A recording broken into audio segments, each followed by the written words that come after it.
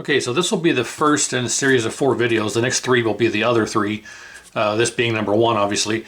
And I was sent 2 7400s and 2 7000s, and I have not opened up the box yet, but this is a 7000 because the side of the box says 7000, blows fuse. So these were all sent to me in individual boxes in one bigger box. So I just grabbed one at random, and it's one of the 2 7000s, and of course the next 3 videos will be the other 7000 and the 7400s. So yeah, I have not opened it up, so I don't know what's wrong with it, other than the fact that it says blows fuse on the side. So I just grabbed it out of the box, set it here, and turned the camera on. So let's go ahead and open it up and take a look.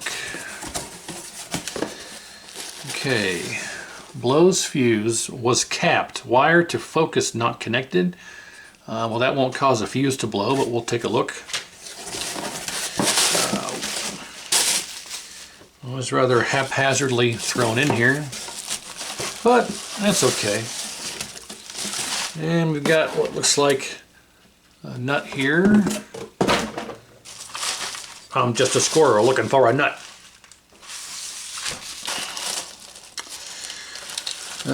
It has been capped, so we got the correct rating of pot, or a cap on the neck. All our neck transistors seem good, and our neck pots seem good. Focus wire is indeed not connected, and well, yeah, it's not soldered on. It's missing. Let's check our remote pots. None of those seem broken, so that's okay. Let's take a look. Okay, flyback is an original black knob flyback, and it's cracked. Oh my lord! I think we found the problem. I'd say we have a problem. This is what I saw first, but of course, that's not good. Holy cow! Yikes. Yeah. So I think we found the reason why the fuse was blowing, but I'm absolutely certain, well, yeah, R101 is all wiggling around, but I'm absolutely certain that this flyback took out any number of other things. Probably HOT, probably voltage regulator. So it does appear to be fairly clean. R101 is all kind of jacked up here. That's a bit better. And yeah, just looking at it from the top side, it all seems okay. H-hold pot's not broken. Cap kit has definitely been replaced. They're not Nichicon, but good enough. They did not change the bipolar caps when they did the cap kit, so I don't understand why they did that, or why they didn't do that, but not anything to worry about. So it all seems okay. Let's look at the back side. Yeah, not bad. Of course, we got the normal problem areas. Yeah, not too bad. We don't have any cracked joints on the header pins or voltage regulator. The only real thing I see offhand is R101. It looks like every one of them. R101 is oxidized and needs reflowed, but otherwise it shouldn't be bad. It looks okay. For operational, in an operational sense, it looks all right. The other side isn't too bad at all. We've got some iffy stuff going on here, but I'm sure it's okay. I'll check it out. But yeah, we're gonna have to go through and check everything because this flyback decided to open up and just put a big welded plastic chunk there. So I guess the first step is going to be to, let's just remove the flyback. That way we're unencumbered by it. We'll also remove our neck board.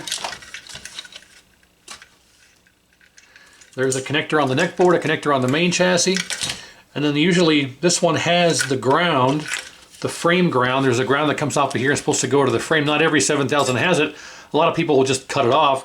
But this has already been removed. That's probably what this nut went to. I don't know where the screw is at, but I think I may have one.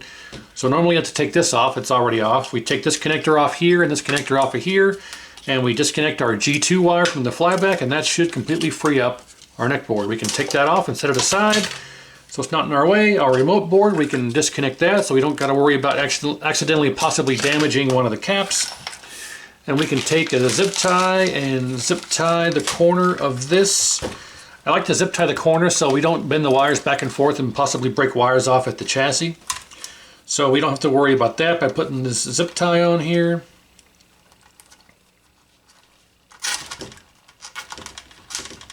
All right. So let's get this flyback off of here.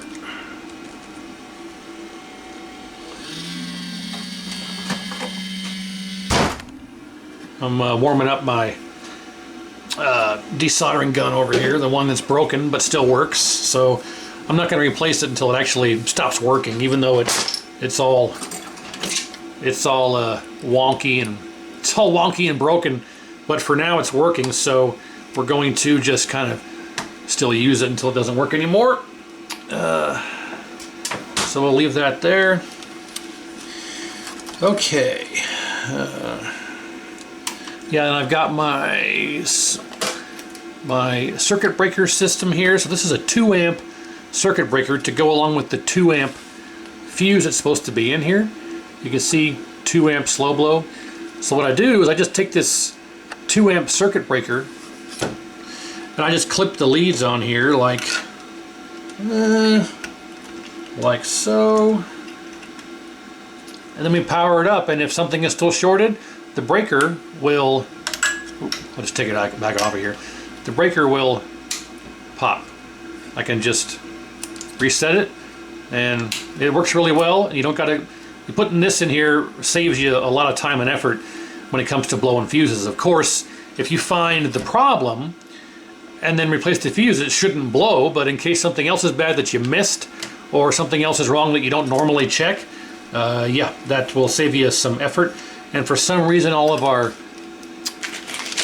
zip ties are missing from our frame. So let's put these back in here.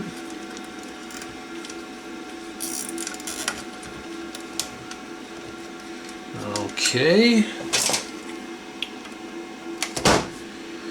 Is our B+ resistor good? Oh yeah, that's fine. So then we can take these, and these will travel through here, and there's supposed to be a little black plastic piece that keeps these clipped and secured to the side of the frame, but it's missing. So let's see if I can steal one off of a donor chassis. Look at that. Sweet.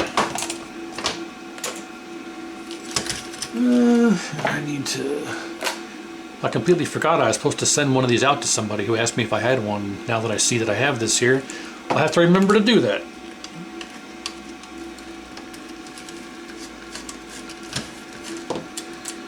Alright, so that's how that's supposed to work, like that. Back in the dungeon you go. I think it's supposed to be like so.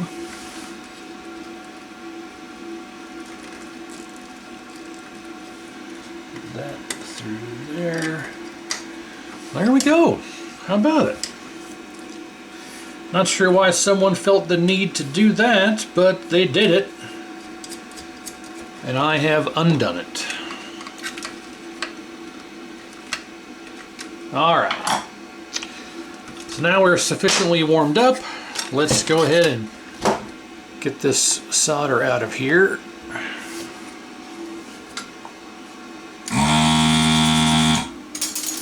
Okay.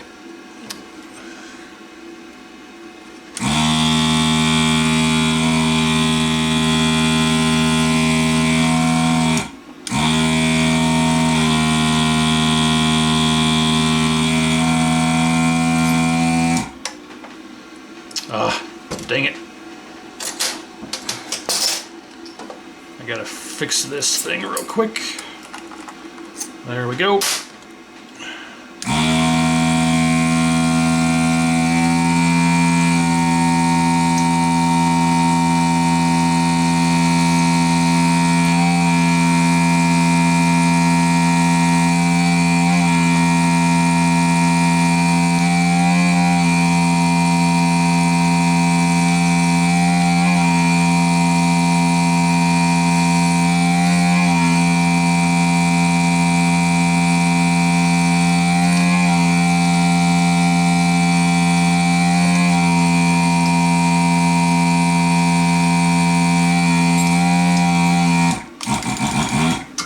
Okay, so I can hear you saying through the camera, why am I doing it like that?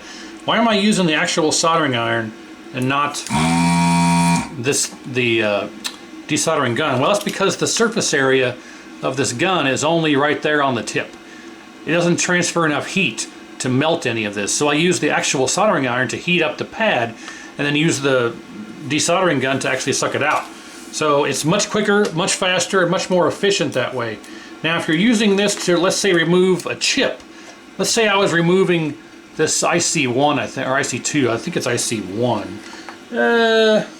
Yeah. If we were removing IC1 here, this would be perfectly fine because the pad's very small. But on something like this, with the giant ground plane, this will never get that out of there. So I just use the iron to heat this up and suck it out with this, and it's just much faster, more efficient, and easier to do. And I always leave the cleaner in there. Before I put it away, I'll clean it out and I'll leave the cleaner in there. So if anything hardens, if anything hardens that is not sucked through into the catcher, I can use it. Won't clog up as easy. I'll just say that it keeps it from clogging up. So now, if we did it correctly, it should just come right out. Oh, I take that back.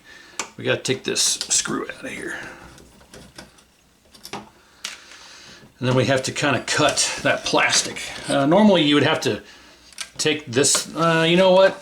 Let's just take this loose. Let's just take this loose. Make it easier on ourselves.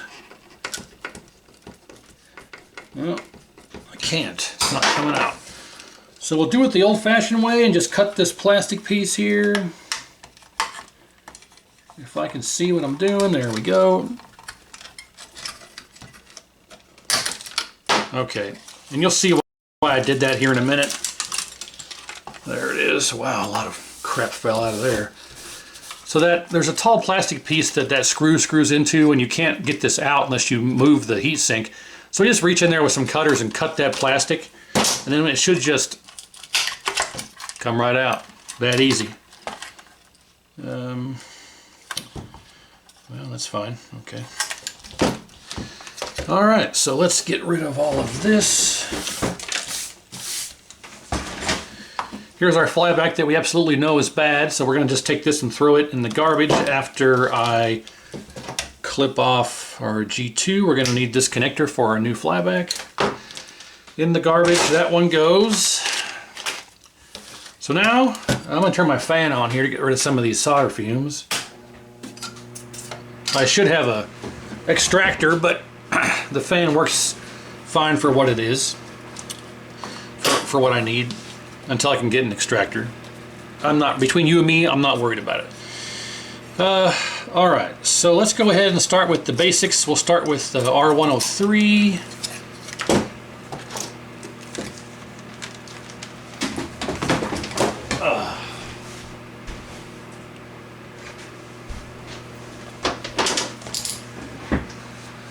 Should be 3 ohms.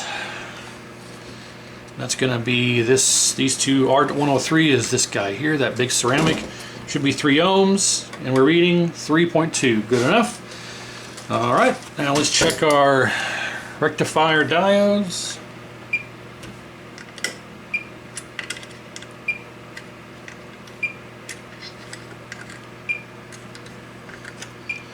Everything you see me check here is going to be something you want to check if you got a fuse that's blowing.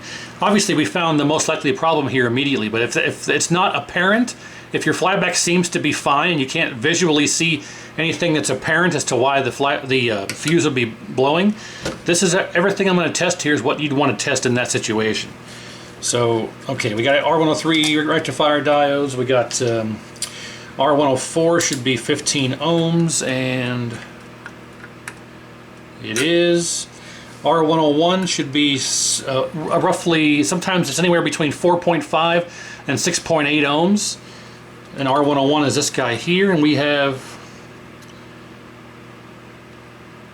it's supposed to be a 6.8K resistor, and it'll read in circuit anywhere between 4.5 and 6.8. So we're 5.5, that's fine. I think it's R89 is this big white ceramic one here. It should be 3.9K. 3.9K. This one here, R97, should be 280. 280, I think it is, or 220. 280. Okay, that's good. This one here should be I think it's R88. Should be let's see, 1.8. 1.8. And this one in here I think is R96. Should be 1.8 as well. Yes, it is. Is that R96? Yep.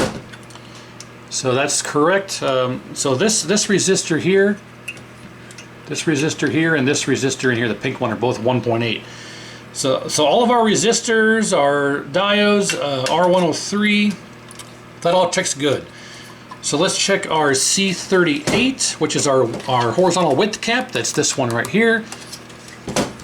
And that should be across these two pads right here. And it is not shorted. We're in the mega ohms, 2.0 mega ohms. So C38 is not shorted. That's all we're checking to make sure. Let's check R92 and R91. These resistors in here, this one back there and this one here, along with D13 and D14. We'll check those. Okay, so R92, both of these resistors should be 1.2 ohms, 1.3 and 1.2. D13 I think was this way. I always get them backwards.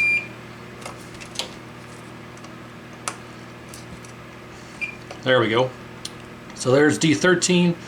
I'm sorry, no, that's D14. That's D13, yeah. D13 are these two, and D14 is the opposite direction, which are these two. Alright, so those are good. So let's check our voltage regulator, and the easiest way to do that is to go to our B plus resistor, and it should be 180 ohms for this particular one. This is a 538. So this is a 180 ohms. I think the 19 inch is 200. Some of them are 220. It depends. Newer or later reversion of the board revision.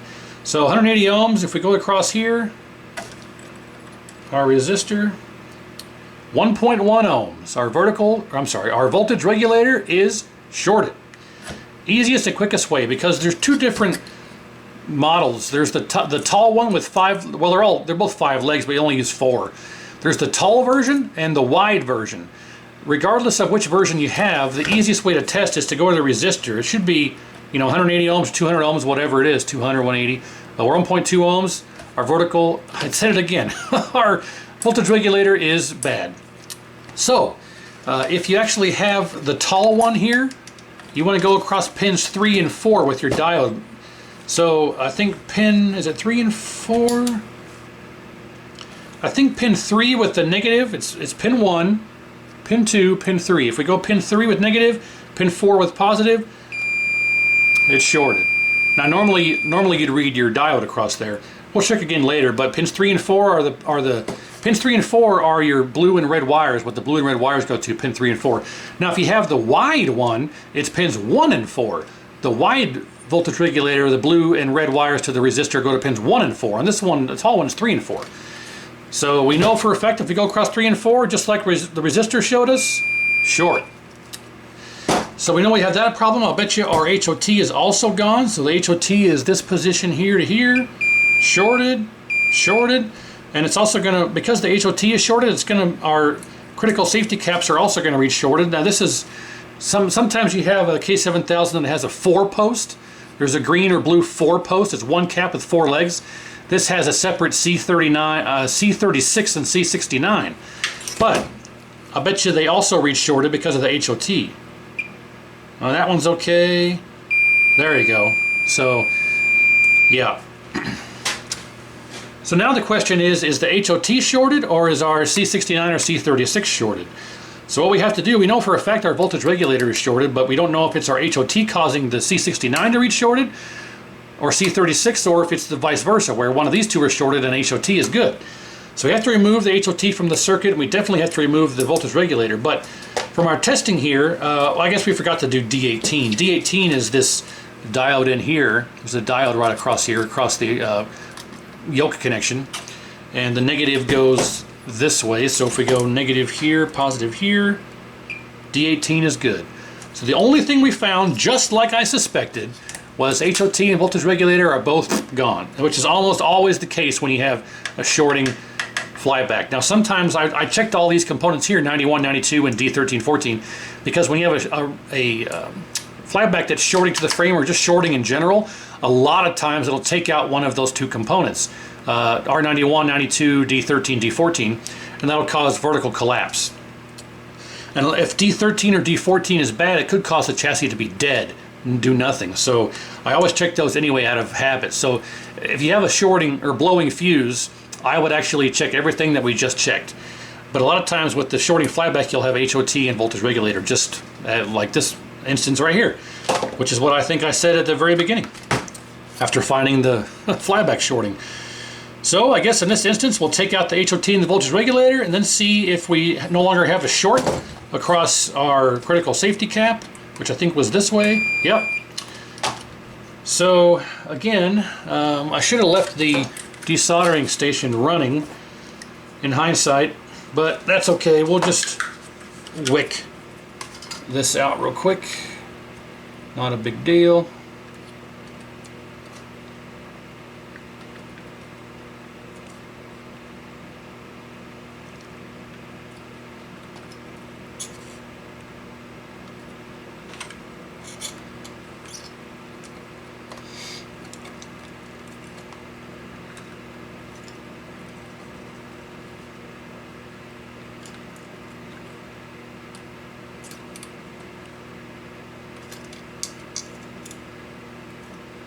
Alright, one left here, bear with me.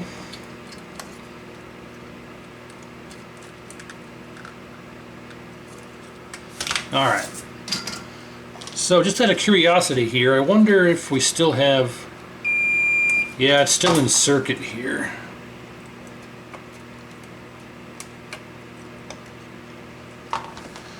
Just trying to see if I can disconnect the connection and see if this, there you go.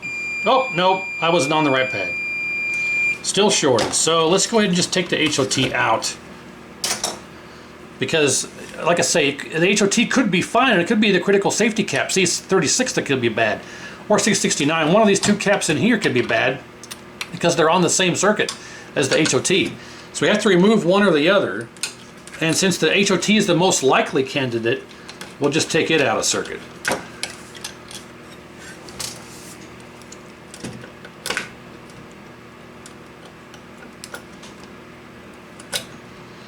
The insulator came with it, but that's fine. So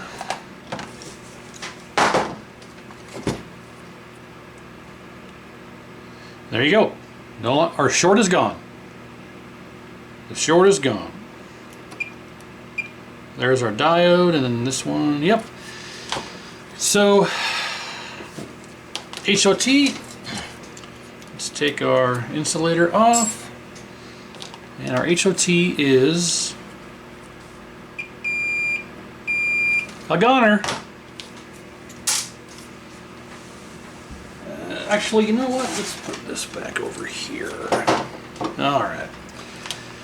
Okay, now let's get rid of our voltage regulator.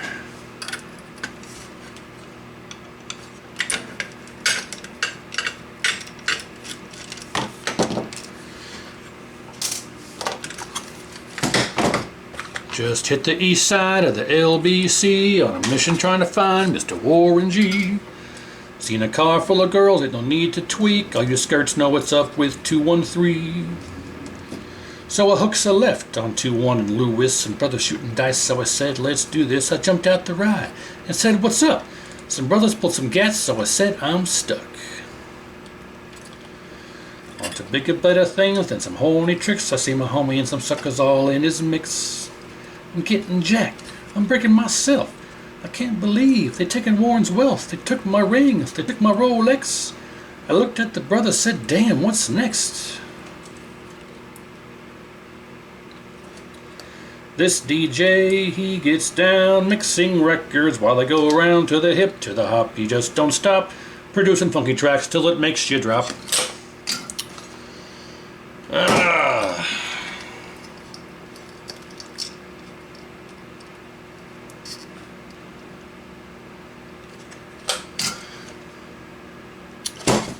The street lights just came on and my mama's in the streets telling me to come home. I hit the gate and I hops on my swing. And I tell the homies alright then, yeah.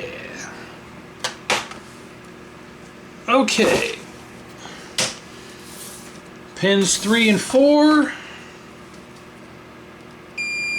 Gone. So I need a STR 3130. That one looks kind of counterfeit, but don't know. Can't say. Alright, to the K7000 stash. Alright. There's my honey hole parts. We need an HOT and a 3130. It's a 3123. Uh-oh. Well, time to get some 3130s on order. I've only got one. Interesting. I don't know the science behind the difference between 3130 and 3123. In all likelihood, it probably is going to work, but I think the 3123s are for the 19-inch. These are for the 25, because I think the B plus is different between the 19 and the 20. I think it's like 123 versus 129. I can't say for sure, but regardless. And I've got one HOT left, 11398. And I haven't done any testing, but I'm fairly certain the FJL series will work just fine in there, but I haven't done any testing on it to know for sure. And I'm not going to do testing on a customer's chassis. Okay, so we got our HOT, we got our voltage regulator. I need to order some HOTs and some voltage regulators. And of course I just placed, let's grab a fuse, just in case here. And of course, I just placed an order I think 2 days ago for more stuff. And wouldn't you know it, I did not include these two parts, but that's okay. Why am I putting in an empty bag? Don't know. So it looks like HOTs and voltage regulators are on the menu. Okay, so let's see. Pin 3 and 4, let's negative on 3, positive on 4, and what does it read? There you go. Perfect. So that one's good. HOT, we'll go here, and HOT is good. These appear to be used or pulled from parts chassis, but they work, so we're going to put those in. And let's take our voltage regulator, straighten these legs out.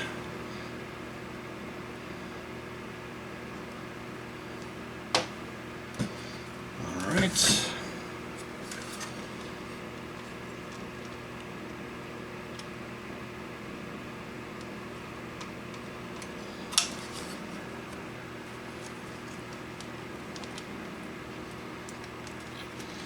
And I can never quite see properly trying to get that in there, but there it is.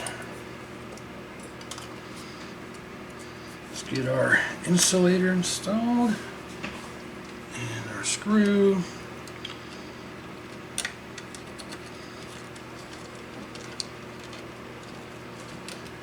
Oh, come on.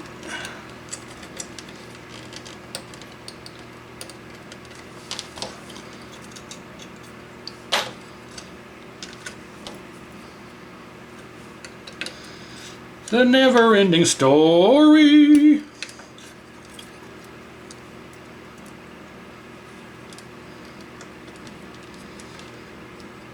Ah, this is never easy. Stay there. Stay there.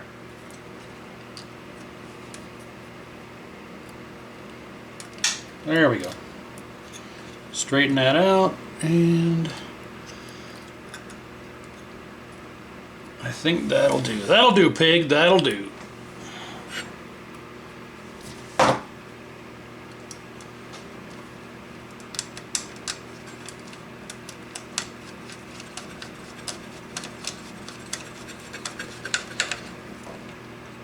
Just just good and snug, not over tightened.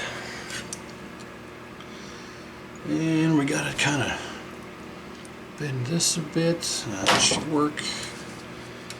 Get that in there. Let's grab our insulator.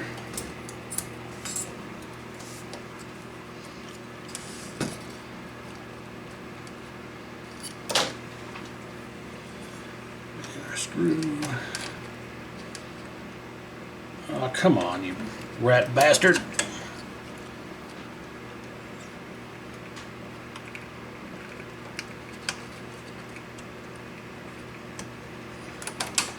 Got it. Okay.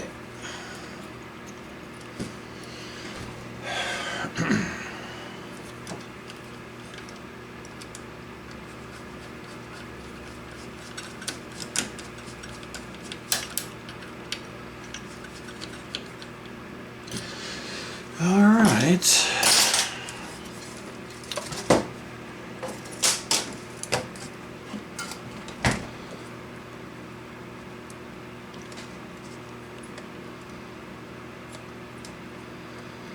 Now, of course, we're just going to install these parts, make sure they test good in circuit, get a new flyback in, and then because everything else checked good, we're going to go ahead and just turn it on and power it up and see what we get.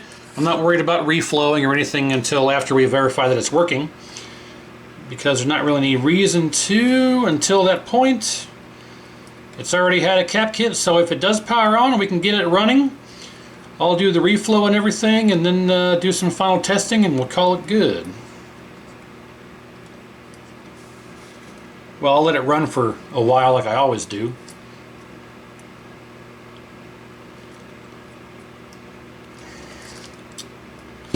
Okay, let me take a closer look at this. That all seems fine. Now, I'll show you another trick here.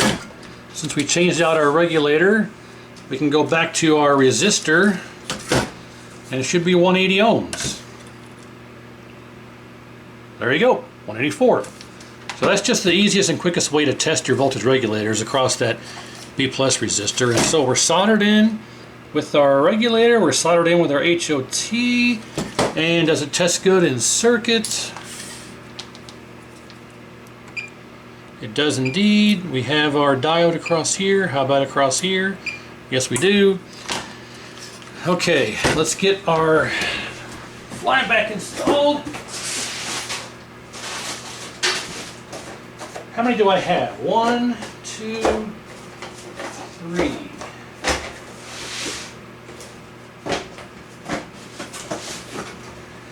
I need to order some more because I got like 10. I got 10 other 7000s on deck. So I've only got 3 flybacks. I had a whole run there for a while where I didn't need a flyback, or I was able to fix a bunch of them that didn't need flybacks, but running out.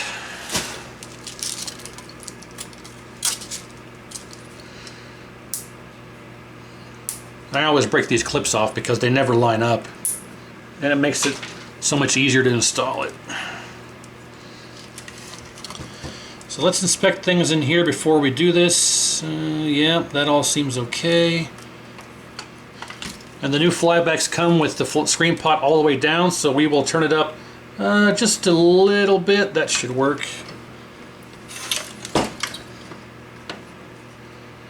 And before I forget, I'm also going to turn our brightness and contrast down all the way. Okay. So that's how we'll test this and properly set it if it does power up and work. This is gonna give me trouble here.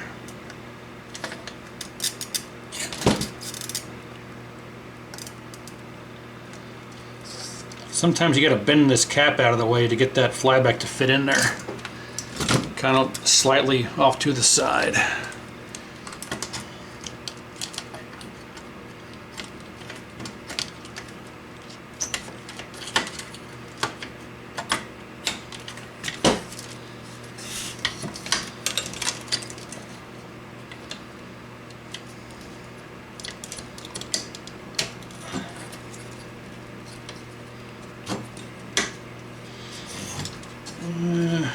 Yeah.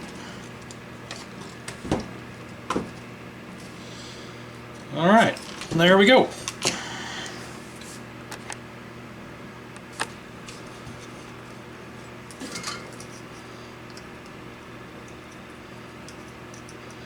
You don't need to flood or drown these joints in solder. You can see just how I'm not really using enough just to kind of get a nice shiny dome on there. That's all you need. You don't need to flood this and put 1,000 pounds of solder on it. Just as long as you have a good joint that's nice and shiny and fills it up, you want to have a nice looking dome on there, not a big ball.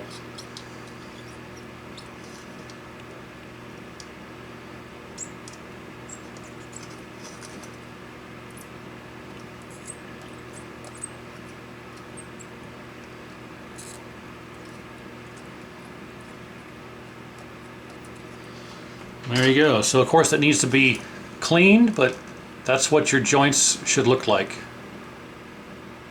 Nice shiny domes and no big blobs or balls. So that's perfect. So now we can zoom back out and let's solder in our focus wire. So you got two wires, usually two wires coming off the flyback. The thick wire is almost always the focus wire, and the skinny wire is almost always the G2 wire. The G2 wire is the one that hooks to the little post, and the fat focus wire is the one that always goes to the focus point. So let's make sure we get our cap on there. Get this through here and bend it around. And inspect it. Yep, that should be good. Pop this back on. And I don't have any, let's see, I don't have any heat shrink.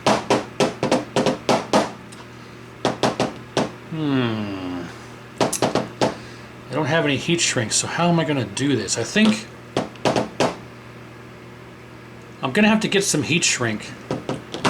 So I guess for now, what I'll do is just, well, nah. Well, it's already broken, I guess. Now, let's just, since this is already broken off of here,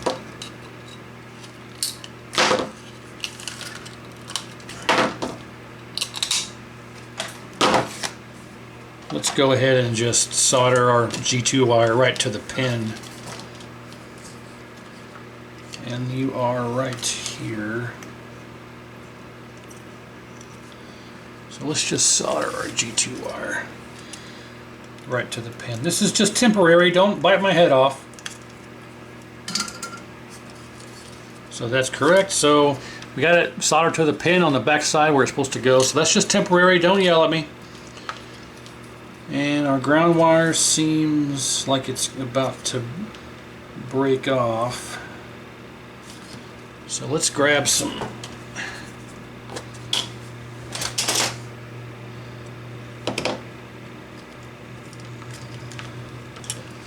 flux here and kind of beef this joint up a bit.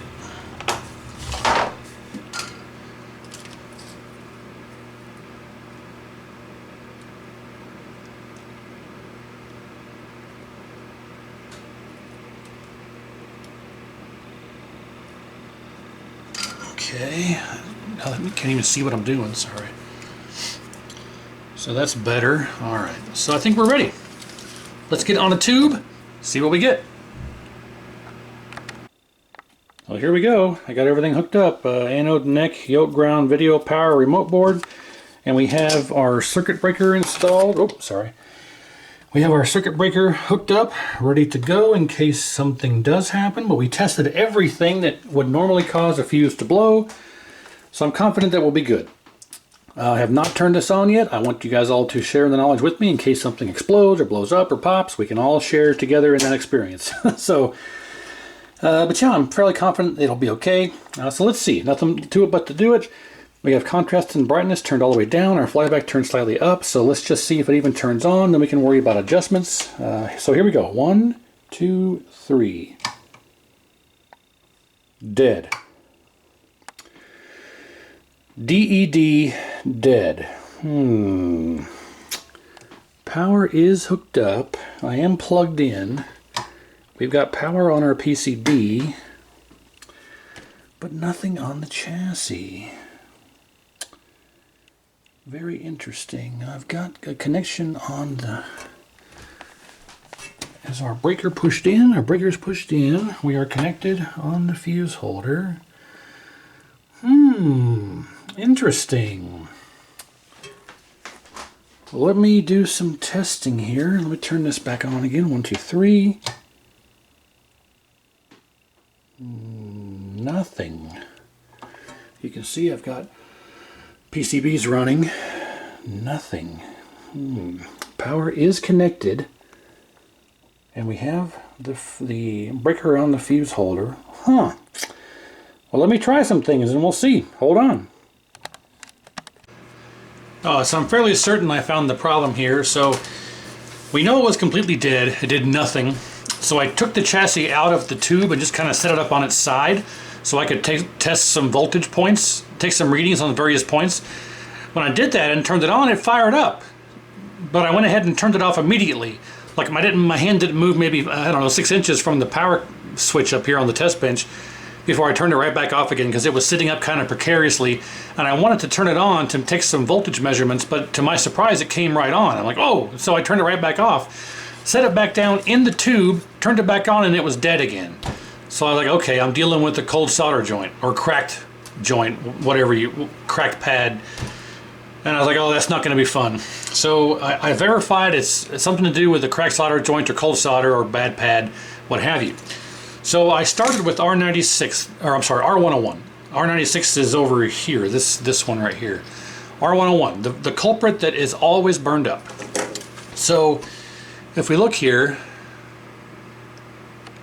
I actually found that this pad was broken on the trace. If you wiggled the resistor around, it seemed secure, but upon closer inspection, the pad was cracked. But it wasn't cracked completely around, it was cracked kind of in half. So only had half of the trace was actually going over. So I scraped all this clean and soldered right to the next pad, so that's been repaired. But then when I went to reflow this pad, the pad was so oxidized that the solder came right off and it all came off on the tip of the iron. The pad is oxidized so severely from heat that it wasn't conducting any electricity from the solder to the board.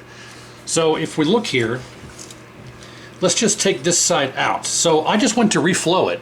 When I went to reflow it, all the solder came right off the pad, right onto my iron, and nothing stayed on the pad.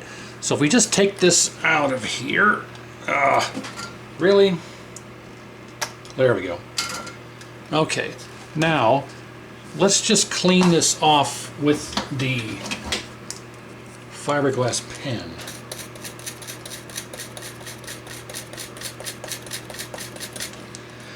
So the pad's intact. As you can see, the pad's actually intact and just fine. It's nice and shiny. The problem was it was so heavily oxidized that it wasn't conducting any voltage across the solder, or across the joint.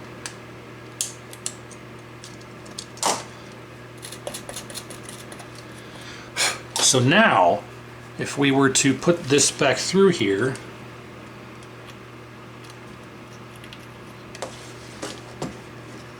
and clean off the edge of this leg,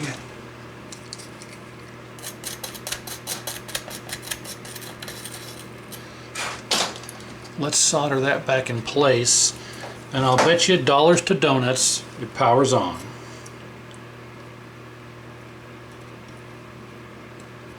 And just for security's sake, let's just solder right to the next point.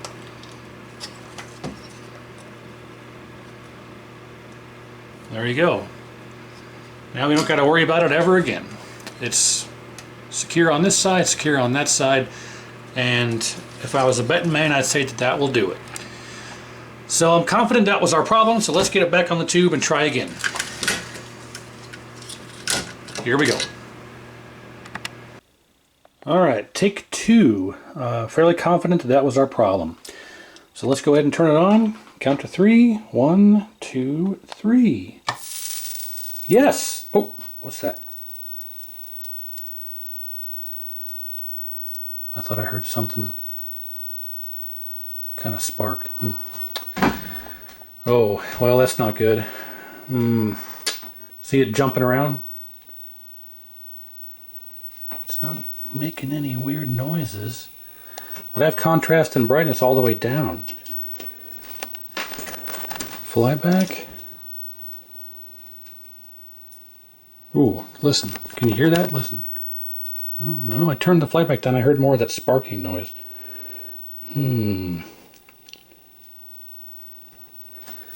What is going on there? Let's turn this up.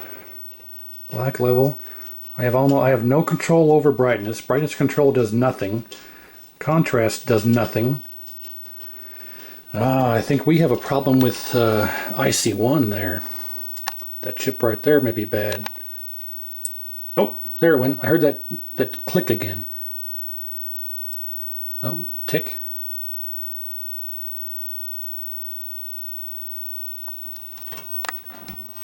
Yeah, something's not good. Oh, there it went again.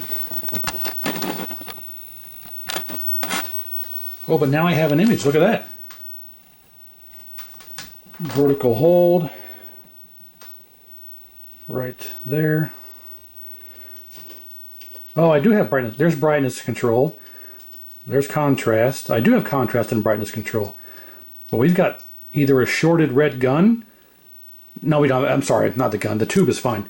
A shorted red transistor or a broken pot. Do I have any control over red? Oh, red's all the way down. Oh.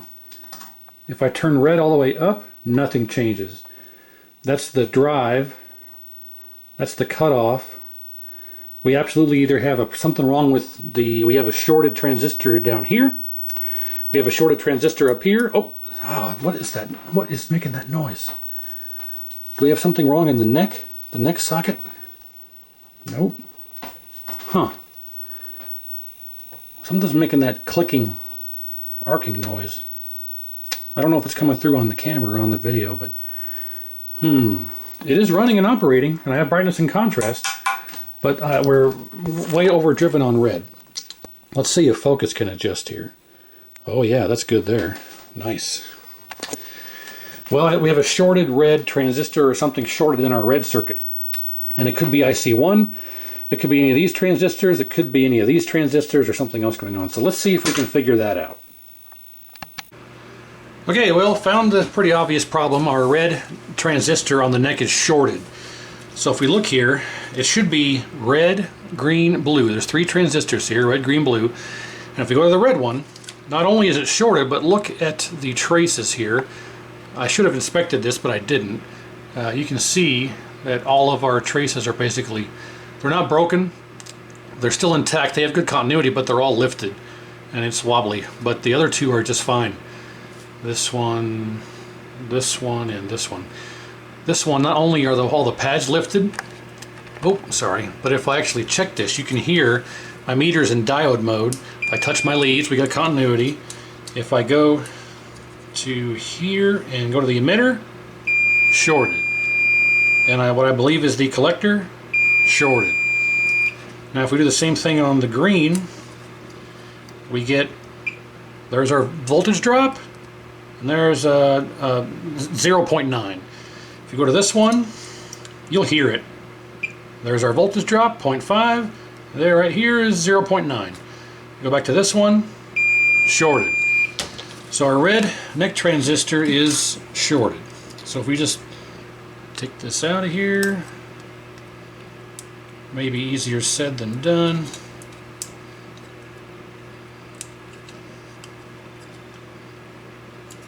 There we go, it's out. Let's check it out of circuit.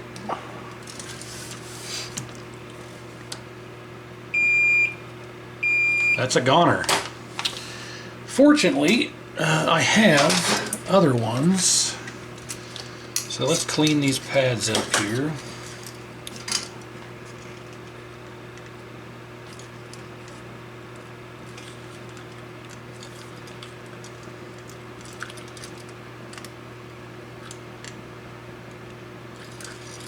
All right. And Let's grab another one. 2068. Let's see, 2068. And if we look here, 2068. So let's just steal one of them there ones here. There we go. And stick this guy in here.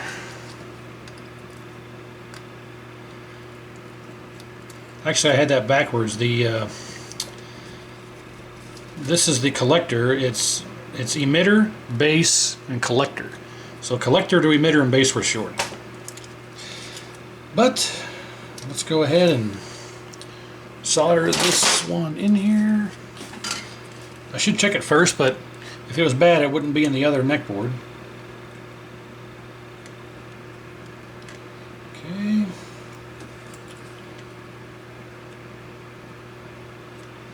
There we go. Now let's test it. Collector to base, 0.5, and emitter, 0.9. So, I think we're good. So let's, hopefully third time's the charm. Let's get this back on the tube for the third time, and hopefully that's it. Well, hopefully third time's the charm. Knowing that it powers up and we fixed that problem, I did go ahead and install a fuse here. So I have a fuse installed. We don't need the circuit breaker anymore. We know it's working. So now we're just hoping that we don't have a red image anymore. And I didn't notice before, because I usually check but didn't check. Every single pot was all the way down. Both reds, both greens, both blues were all completely 100% off. So I put them all to center. And hopefully we get something going here. Let's start with black level and contrast all the way down like normal. And let's go ahead and turn it on. 1, 2, 3. And it powers up nice and strong. Good sounds. I don't hear it pop locking and dropping anymore. I don't know what was up with that. Probably had to work some kinks out. It may have been a deal with the red transistor. I don't know. But as expected, black screen. So we'll turn up our screen pot until we get our raster lines. There they are, back down till they just go away, roughly there. And contrast and brightness supplement here. What the heck? That shouldn't be. Well, brightness is going to have to be limited to roughly there. Now I have no red. What the heck? I don't have any red. How did I go from all red to no red? It's the same transistor. Maybe one of those, yeah, I definitely have no red. Maybe one of those traces opened up. I don't think so. They were just fine. Well, back to the drawing board.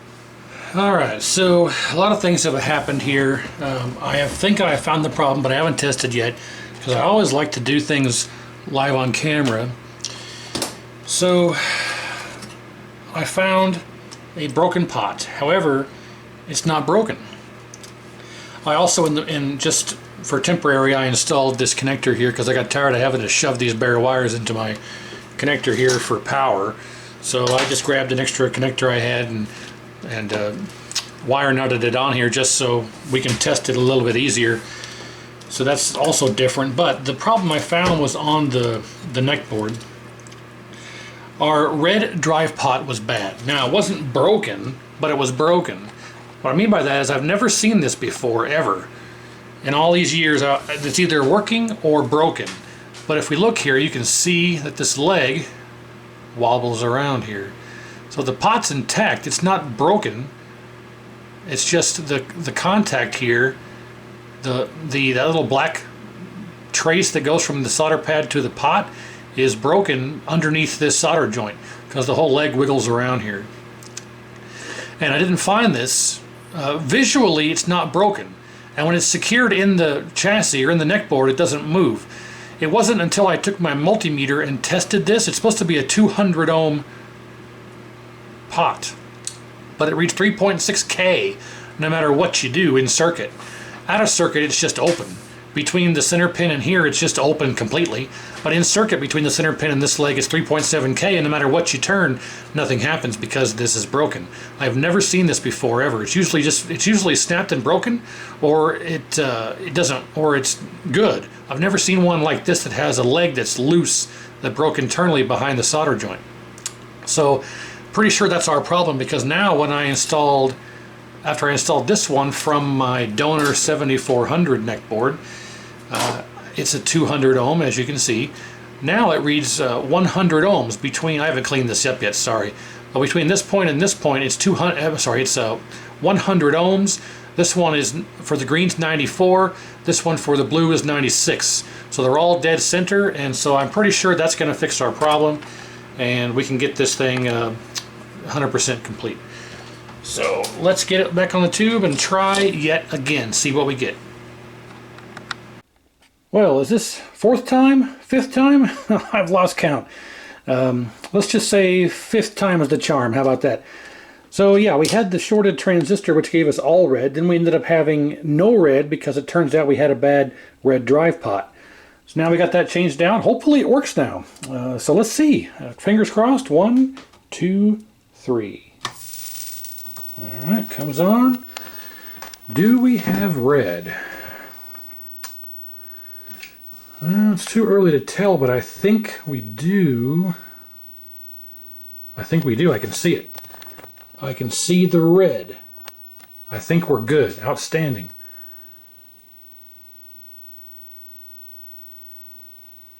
Only one way to know. Yes!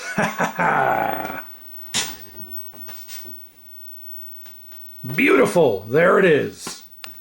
Well, all right. So, looks like we got a working chassis now. Obviously, I'll let this run for a long time, make sure nothing explodes or blows up. I don't know what was up with the pop, lock, and dropping that it was doing earlier. Maybe it was just working out some kinks. I can't say. It's not doing it now, apparently. It might have had something to do with the red color. I can't say. Maybe it's just been off for a long time. Working some kinks out from some other parts. I can't say, but it's not doing it now, so I think we're okay. I'll let it run for a number of hours, make sure I don't hear it do it again. But I think we're probably home free on this. That's outstanding. Look at that. So, I mean, all told, we had a bad flyback here that had a giant hole in it, along with a crack, you know, right there. Yikes. Then we had a shorted HOT, a shorted voltage regulator, a shorted red transistor, and an open red drive pot. So 5 different issues here with this one, but we've got it licked. Nothing too difficult. A bit of a head scratcher. I haven't had something come across in a while, a K7000 that is, that had both a shorted transistor and a drive pot, and really some really color issues. I haven't had one come across the bench in a while that had color problems. It can be an array of anything between a bad color pot, a bad transistor, an open trace on the neck, open broken pad. It could be any of these 3 transistors here for red, green, blue. Those can be shorted. I've seen those cause problems. I've seen IC1 cause color problems. I've seen there's some resistors right here. Let's see if I can zoom in on these. There, you can see that connector there for red, green, blue, and then a sync. There's red, green, blue. Well, I don't know if that's sync, it's just a white wire, but RGB. There's a resistor right there, a resistor right there, and a resistor right there that are for your red, green, and blue. So I've seen those resistors go bad that cause color issues, but I think in this instance we lucked out because it was just an open drive pot. So, hopefully you learned something. I appreciate you watching and following along in all these videos. I enjoy doing all this, and I like to put the information out there so people can get things fixed for themselves and learn about what's going on. And as we can see, it's still running just fine. It's another one in the books. I got 3 more to do for this customer, and then all of his will be done. And then I'll get working on those 16 or so in that big box I showed in the end of the last video. So I think I have 19 or 20 chassis in the queue. So lots of stuff on the way. Stay tuned. I still need to take this off and do a full reflow and get that connector on for the G2 wire, get it spliced in, and do all the normal stuff. And then I'll let it burn in for 3-4 hours, make sure nothing pop, locks, and drops again, and make sure it stays running, and then we'll call this one a success. So thanks again. Stay tuned, and we'll see you on the next repair.